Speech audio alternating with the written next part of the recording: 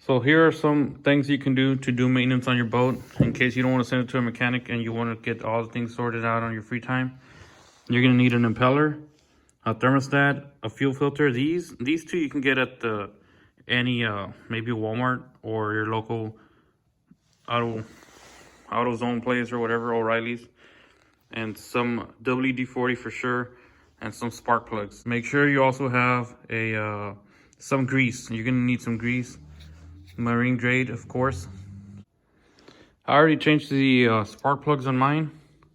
Of course, you want to use a socket just for spark plugs, only because you don't want to mess up the white part on these. In this case, these are really big spark plugs, so I use a 1316 socket, and I replaced them. Make sure you gap them. They don't come gapped to whatever it says here on the side. Spark plug information. I got these numbers. I provided them to the O'Reilly's place around here, and it tells you the gapping. It's 1.0 or 0.40.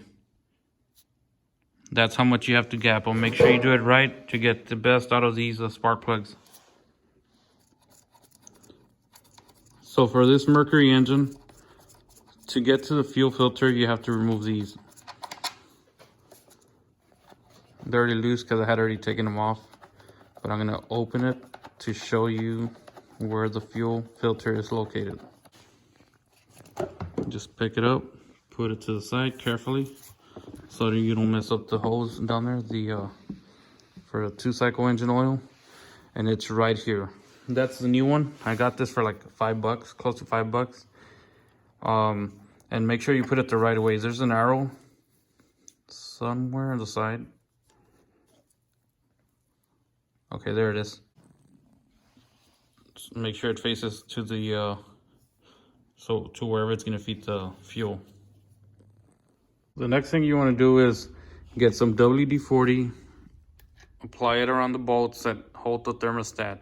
Let it soak in for a short period, 10 minutes or something like that, just so that way you don't break the heads off these things, especially if they've been there for a while. Like the spark plug, use a socket wrench. You want to get that even pull. You want to get a good grip and even too. You don't want to break the heads off these, because then you're going to have to end up going to the local hardware store trying to match up the bolts. These are pretty loose. And also try to be careful with the gasket. Worst case scenario, you break one. I'll put a link on the description below for Mercury Marine engines. So that way you can get gaskets from there. The actual, a real good website actually, not the actual website. And evenly pull it out, so you can have a nice clean gasket in there.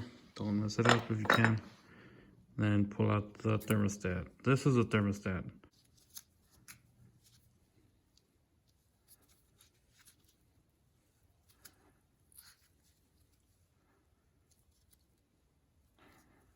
And if for whatever reason you break this, you can find that in this website I'm going to put in the description box below.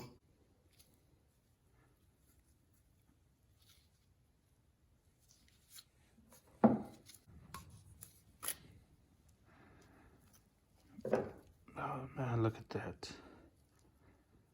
Good. So that's the old one, and here's a new one. Let's put that away.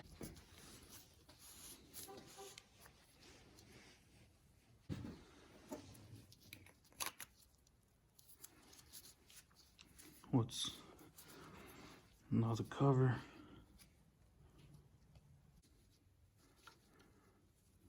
So there you have it.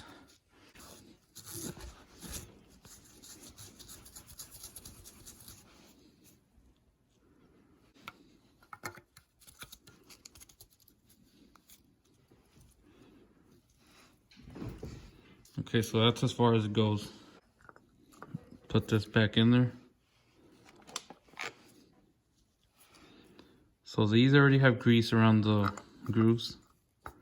Slowly That's the last one. You don't want to overdo it either, just tight enough. You don't want to break off the heads and make it harder for you on the next time you do this. A lot of people will tell you stick a fishing line or something in here so you can unclog it. Honestly, I would go the extra mile and start from here. So what you want to do is cut that tie wrap out and then just blow air or stick a wire all the way through. You won't believe the stuff I found on my last change. I took out some little rocks, almost looking like kidney stones in there. And I realized why I was getting a poor flow of water. It's out, and you just pull it out. And now you can stick a wire in here or whatever you want to put, a thick fishing line, and then bust it out through here. Just tight enough. And then cut the excess. You should be good. A lot of people are afraid to mess around with this part of the engine, the lower unit. And yes, you have to be really careful. And it's not a big deal, but if you have the right tools, you can get it done. In this case, I disconnected the shifting rod. That's the first thing you want to do. Hold this in place with one tool, and with the other one, disconnect it, unscrew it, and it's gonna be counterclockwise. Once you take that off and it's disconnected, you've safely done it. Try not to spin this one. It's this one you want to spin. You're gonna take out these bolts. There's 2 here and 2 on the other side. The last one is gonna be that one. And once you take those off, you can go to the next step to install the impeller. So that's all I pulled out of there. They all have a washer, so make sure you don't lose any of those. Let me show you how easy it is to remove that part. So you want to pull it out evenly. I mean, it's not always going to be this easy. And there you go. Now, while you're at it, put some marine grade grease here, so that way this could be a lot easier in the future. I already changed the prop, but let me show you what I did. I took this off. I took out these 4 bolts right here and then pulled it out. All you have to do is put this in there. This is not the actual size of the one goes in there. It's a lot more shorter.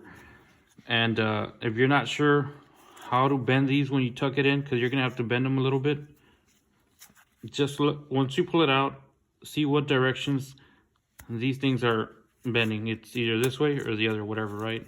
And there's a pin. It's easy plug and play, no big deal. Once you put that in, you're gonna put a small dab of marine grade grease, and very lightly. Don't put too much, don't overkill. Just enough to get some lubrication, so that way these can start spinning in here and in here on this side and in this side. Just inside, no big deal, not a lot. Once you do that, you put the pin and this in there and just put it in and lock them in. Make sure you put this in there the right way, because this is where the water is going to shoot out to that little hole we just cleaned out. Oh, I forgot to mention, when I put these back in, I also added a little bit of grease in the grooves, so for future reference, you won't have a hard time taking them off. And of course, there's a gasket that goes in there.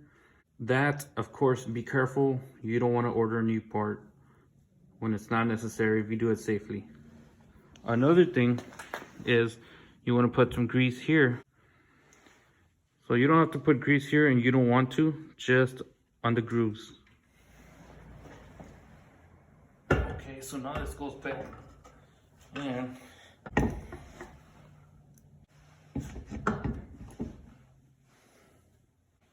Like the rest, some grease around the grooves. And make sure that other rod pops out of this case.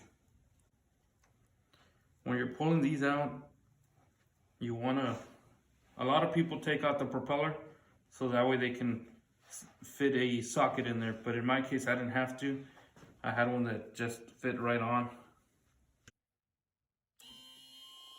It says vent. This is the lower gear unit. The way you take these off is you want to start off with the bottom one. You take this off. You'll have a small amount of fluid come out. And once you remove this one, the vent, the rest will come out. And you'll get 2 screws with a little washer. Once you do that, drain it, let it drip. I got the gear lube at Walmart, and it comes with this little hose you connect down here. Once you're ready, you're gonna put it in the bottom and then just turn it until it's all the way in there.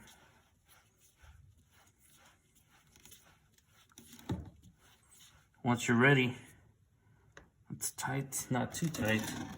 You start pumping the fluid, the lube, until it comes out of here.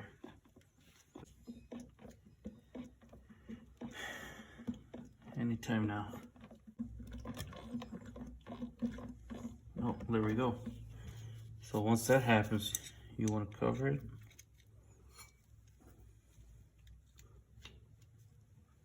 Kind of hard because that thing is, it has a short shaft.